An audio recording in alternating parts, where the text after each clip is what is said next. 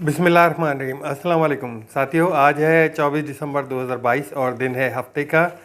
जी जैसे ही supreme court से वज़ीर आला परवेज़ इलाही साहब को रिलीफ मिला, उसके बाद अब हुकूमत का सुप्रीम कोर्ट से अज़खुद नोटिस लेने का एक तरह से इशारा या दरख्वास्त की जा रही है।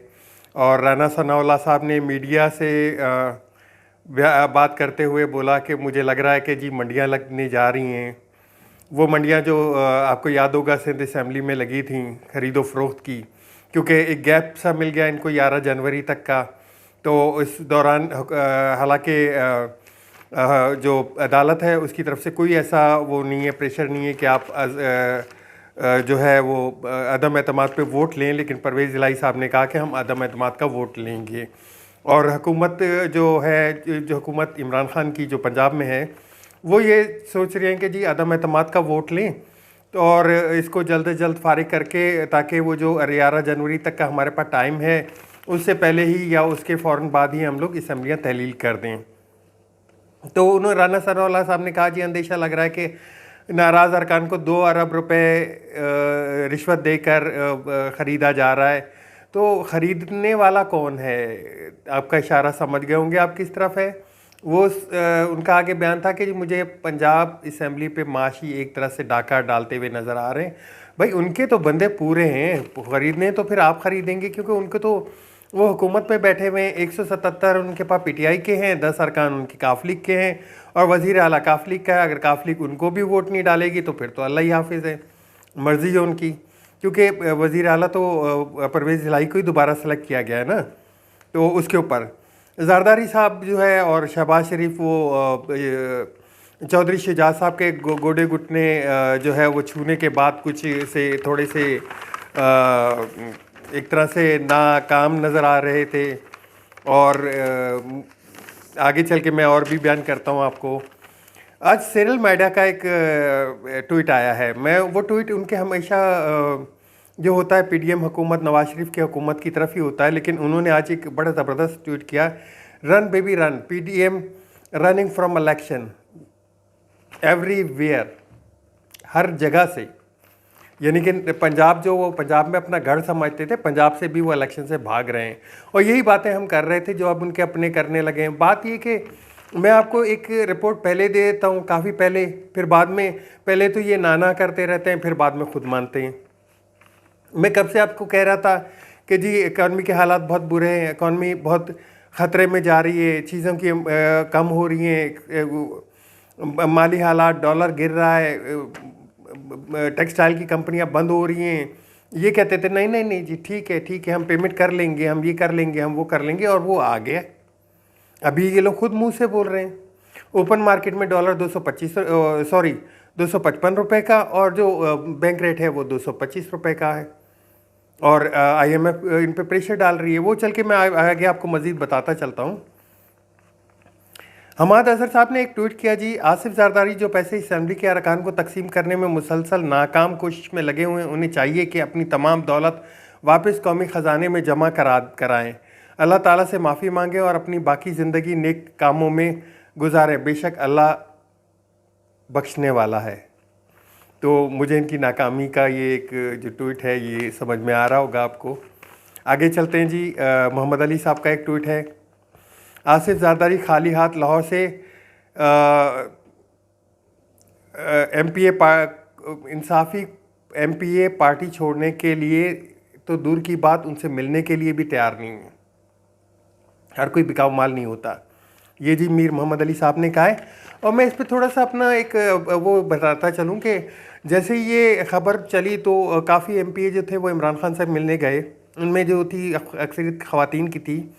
अब देखिए मामला तो ये हो गया कि अदालत का जब फैसला आ गया है ना कि आप अगर गलत जगह पे किसी दूसरी पार्टी को, एक पार्टी में होते हुए दूसरी पार्टी को वोट डालते हैं तो आपको वोट भी काउंट नहीं होता और आप सीट से भी जाते हैं। जैसे पिछले 20 एमपीएस के साथ हुआ जो पीटीआई के थे, और पीटीआई ने उन पर इलेक्शन लड़के वो दोबारा सीटें अपने पास ले ली।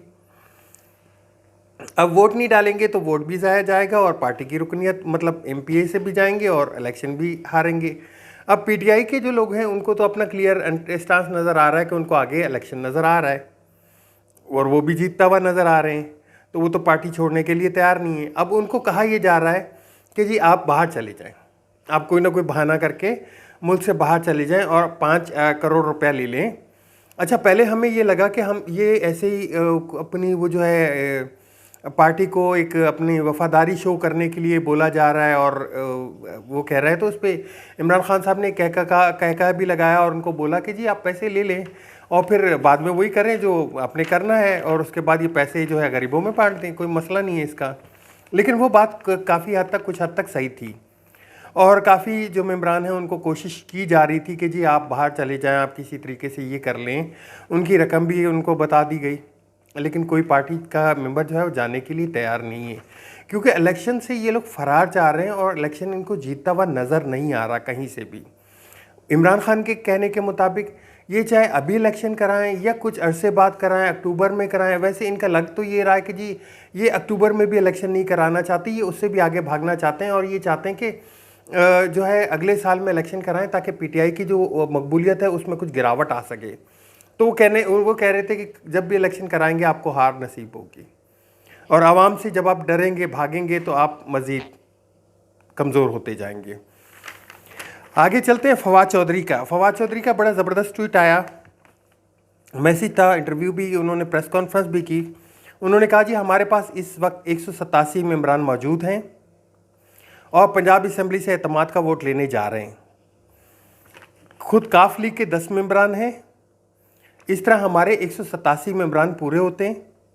10 वोट जो हैं वो काफ लीग के हैं और 177 पीटीआई के अरकान जो हैं उनकी मुकम्मल हमायत उनके पास मौजूद है। मैंने आपको वही बात की कि 10 तो काफ लीग के हैं और वज़ीर आला काफ लीग का है। अगर ये 10 भी वोट नहीं देते उसको तो फिर उनके लिए बड़ी शर्मिंदगी हो जाएगी, एक बाई से वो हो जाएगी कि जी अपना वज़ीर आला 10 सीटों पे अपना वज़ीर आला, उसको भी वो 10 नहीं दे सकते।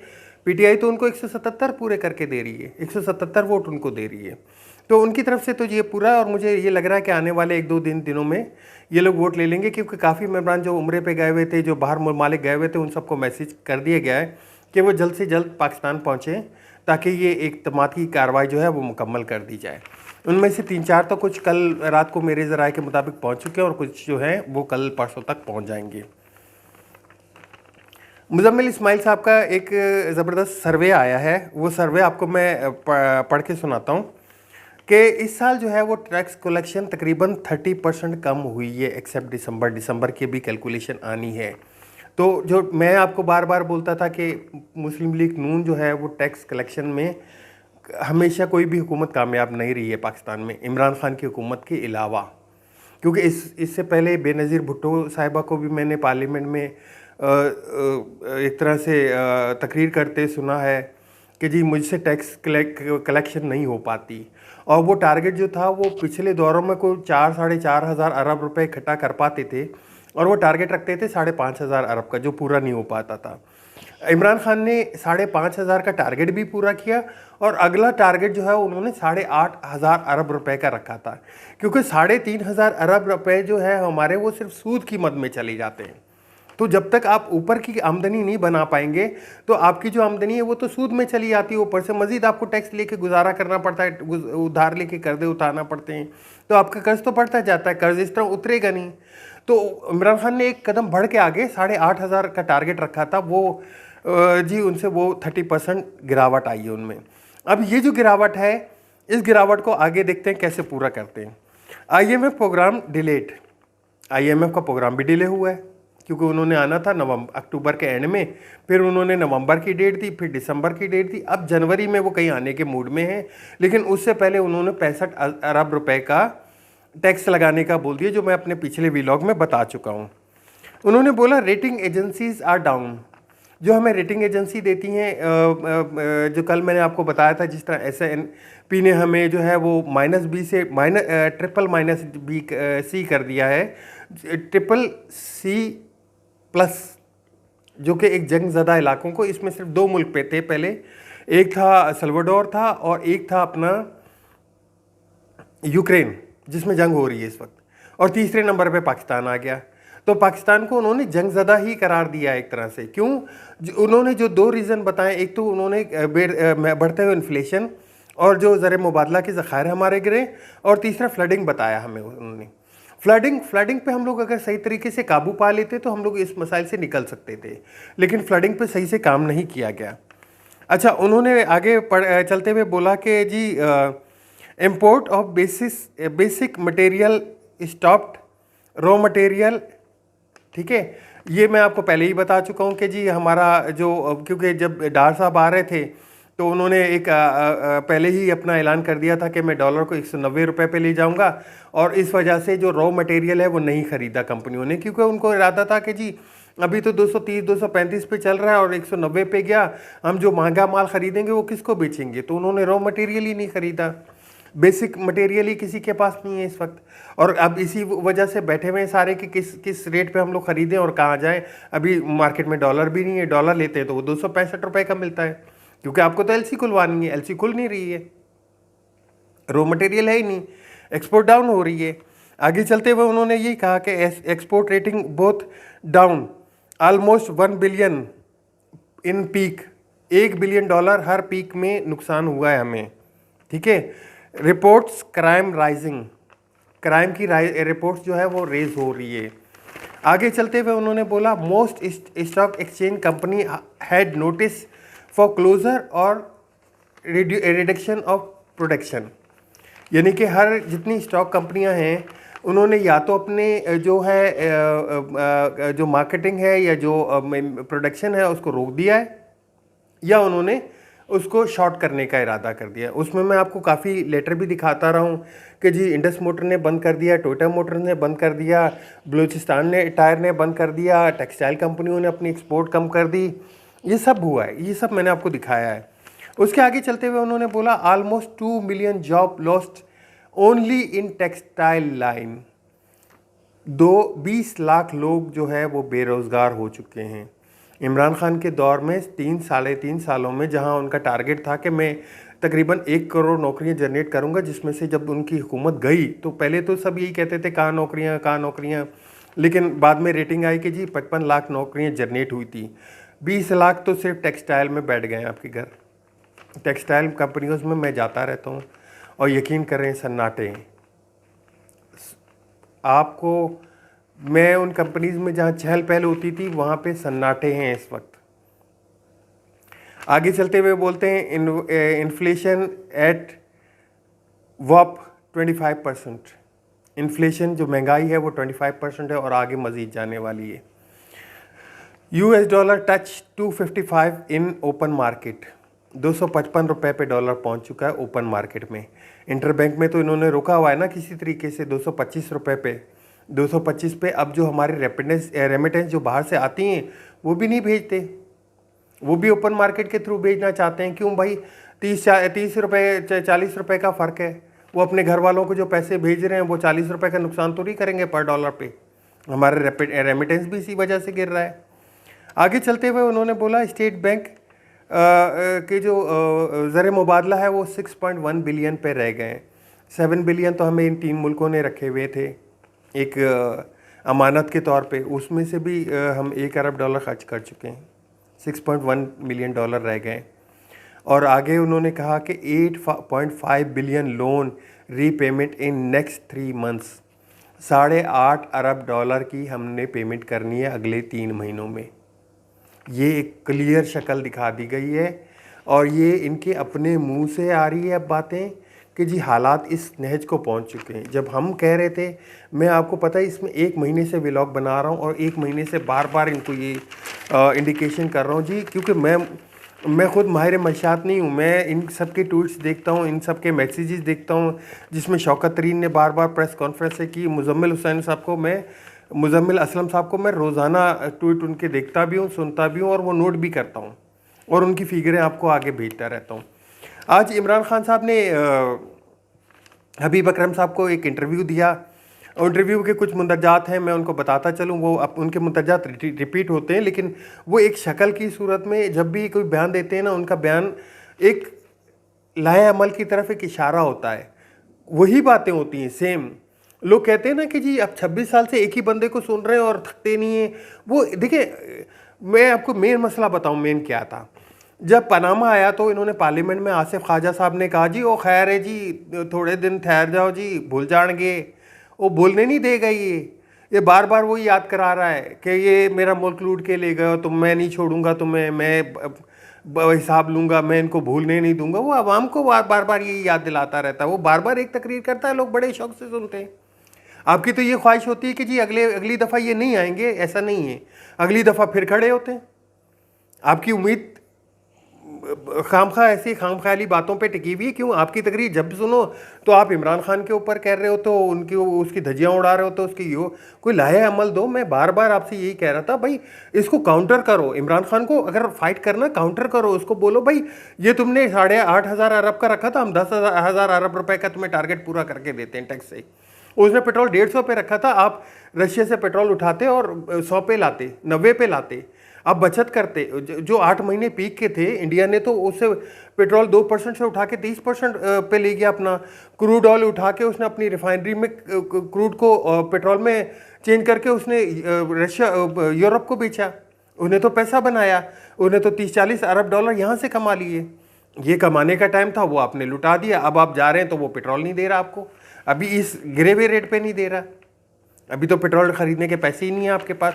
इस वक्त भी 400 मिलियन डॉलर का आपने पेट्रोल कम खरीदा है। दिसंबर में पेट्रोल की शार्टेज होने वाली है, ख़ास तौर पे डीजल की। तो उन्होंने कहा जी आज से 26 साल पहले जब मैंने अपनी पार्टी शुरू की थी तो पार्टी का नाम इंसाफ रखा था, ताकि इंसाफ पे चलूँ मैं। और जब मुझे हुकूमत से गिराया गया, हुकूमत से उतारा गया 10 अप्रैल को, तो मैंने अवाम में जाने का फ़ैसला किया। तो उसके ऊपर हबीब अकरम साहब ने उनको टोका कि जी आपसे पहले तो अवाम निकल आई थी। कहने लगे हाँ बिल्कुल, मुझसे पहले अवाम निकल आई थी, फिर मैंने रजू किया, मैंने कहा अवाम में ही जाना है मुझे। तो अवाम में मैं गया और मैंने एक बात का यही ख्याल रखा कि फ़साद नहीं होना चाहिए। 26 मई को उन्होंने कहा, जब मैं इस्लामाबाद पहुंचा धरना लेके, तो मुझे ये लगा कि अब खून खराबा होने वाला है यहाँ पे, क्योंकि 26 मई को इन्होंने फ़ौज डिप्लॉय कर दी थी, फ़ौज के अंडर कर दिया था डी चौक और काफ़ी इलाके। तो उनको लगा ये अब आमने सामने होने जा रहे हैं और ये टकराव का माहौल है। उन्होंने अपना धरना पोस्टपोन कर दिया। हालांकि उनको बड़ी सुननी पड़ी कि जी आपने इतना धरना देने आए थे, ये करने आए थे। उन्होंने कहा नहीं, मैं टकराव के लिए नहीं आया। आगे चल के उन्होंने बोला कि मैं हमेशा टकराव से बचता रहा हूँ। टकराव से बचने के लिए ये जो अभी पिंडी वाला मसला था, इससे बचने के लिए, और मैंने दोबारा एक कदम उठाया कि दोबारा सिंध हाउस की तरह मंडियाँ ना लगे। मैंने इसलिए असम्बलियाँ तहलील करके आवाम की तरफ जाने का सोचा।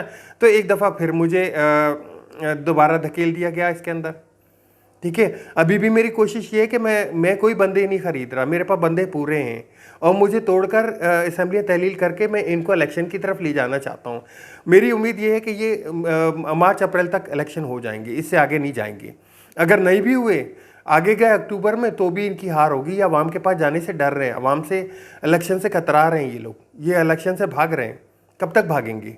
अक्टूबर में जाएंगे, अगले साल चले जाएंगे। लेकिन उन्होंने अपनी प्रेडिक्शन बताई कि मैं मार्च अप्रैल से आगे जाता हुआ नहीं देख रहा, क्योंकि उनको ये लगता है कि ये जो इकोनॉमिकल क्राइसिस आया हुआ है, ये जनवरी फरवरी में बहुत पीक पे पहुंच जाएगा, क्योंकि आलमी इदारों की तरफ से बहुत बुरी खबरें आ रही हैं और रेटिंग में जो हमारी डाउनग्रेडिंग हो रही है बार बार, और जो इन्फ्लेशन की तरफ हम लोग बढ़ते जा रहे हैं, जो नौकरियां बेरोज़गारी की तरफ जा रही हैं, तो ये बड़ा एक वो अच्छे हालात नहीं जा रहे।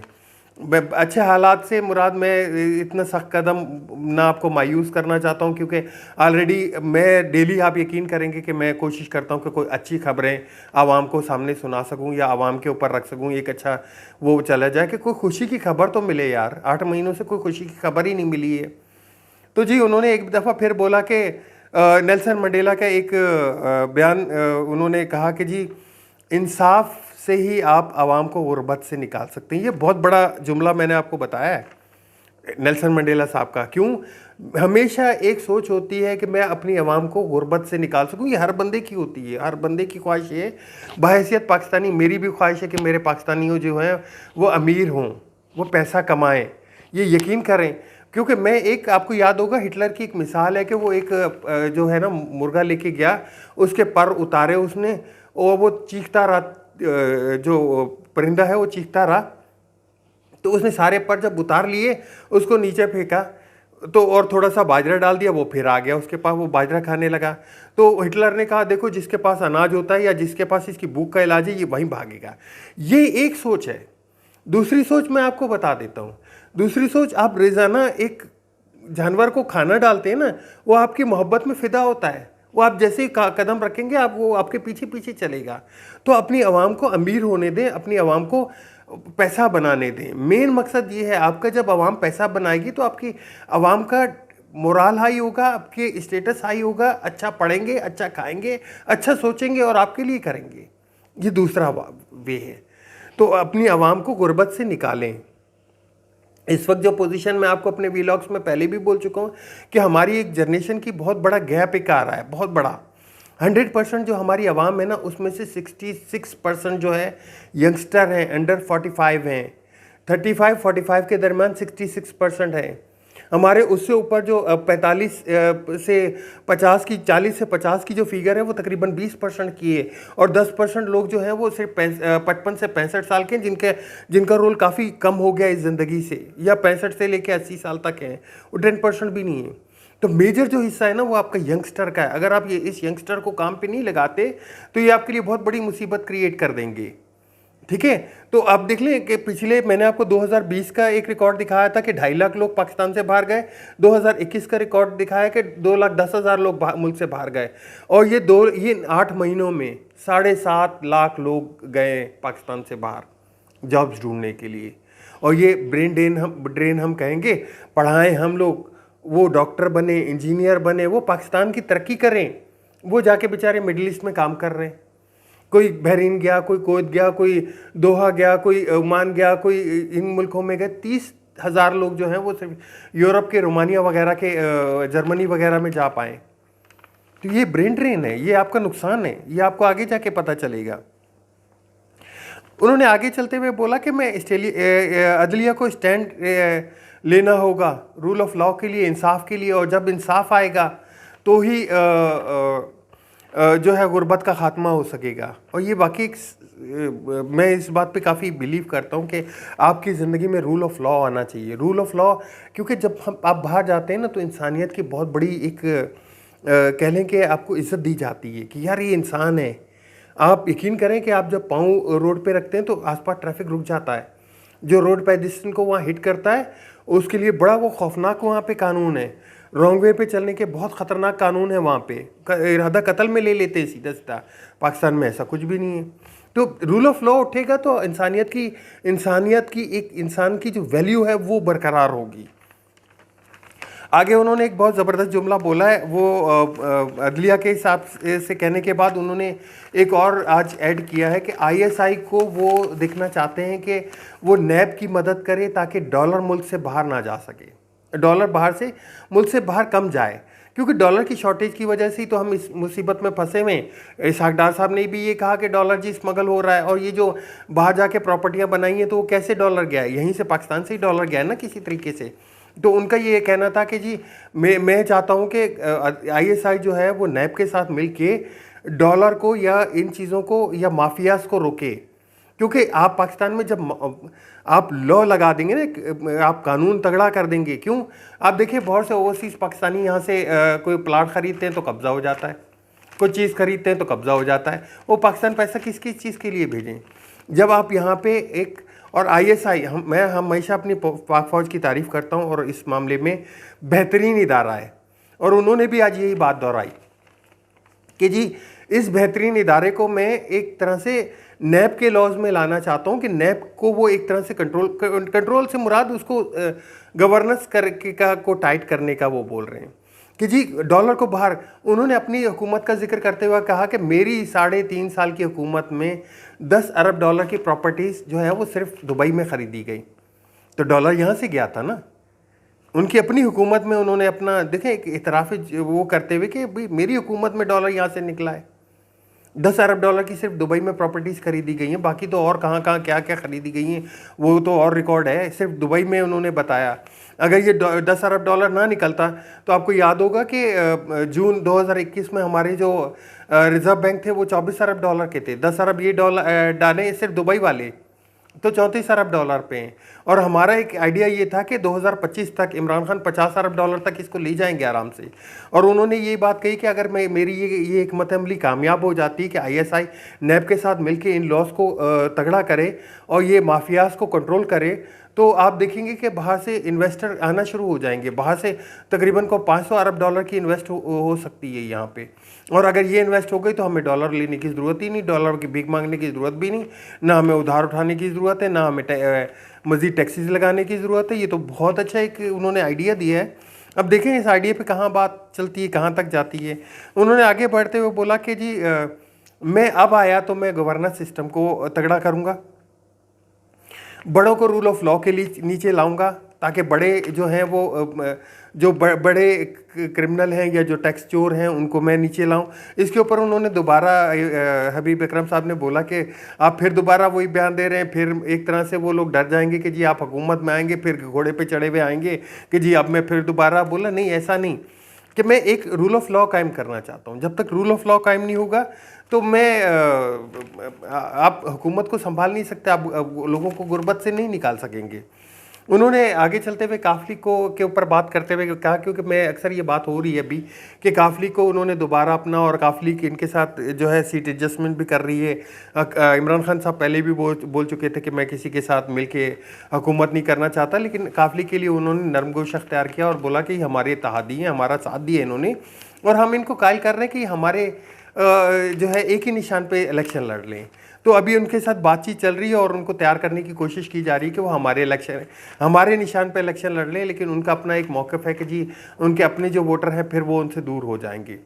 आज एक और जी मुराद सईद के हवाले से, क्योंकि मुराद सईद ने अपने जो जान को ख़तरा था उन्होंने सदर साहब को ख़त लिखा था, तो सदर साहब ने आज जो है चीफ़ जस्टिस ऑफ पाकिस्तान और वज़ीर आज़म को ख़त लिख दिया और उनके जो मसाइल हैं उनको हल करने का लिए एक मैसेज दिया उनको, क्योंकि जो मालाकंड वगैरह में जो दहशत गर्दी फैल रही है उसके ऊपर कोई ना कोई इक़दाम किया जाए और उसको कंट्रोल किया जाए। तो उसके ऊपर उन्होंने ख़त लिख लिया। आज तक के लिए इतना ही, मिलते हैं नेक्स्ट व्लॉग में। दोस्तों मेरे चैनल को सब्सक्राइब ज़रूर कीजिएगा और शेयर ज़रूर कीजिएगा, और इंशाल्लाह कल तक मुलाकात होती है। कल एक कोशिश करूँगा आपको एक नए सरप्राइज़ भी दे पाऊँ। अल्लाह हाफिज़। पाकिस्तान जिंदाबाद।